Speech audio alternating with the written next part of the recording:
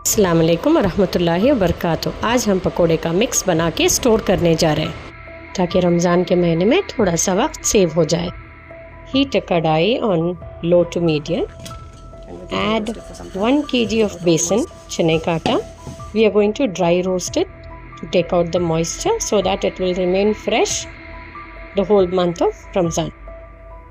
Dry roast it on low to medium flame for around 10 minutes till you get an aroma, and then switch off the flame and let it cool.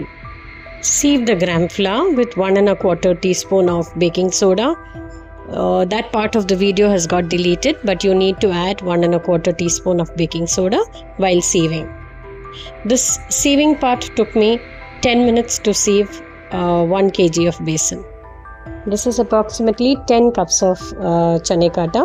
So I'm adding 2 1/2 teaspoons of chilli powder, 2 1/2 teaspoons of salt, 2 teaspoons turmeric powder, a handful of crushed kasuri methi, or 2 teaspoons of ajwain. Mix everything together and store in an airtight container. You can keep it in the fridge or you can store it outside. To store it outside, your dry roasting should have been done correctly.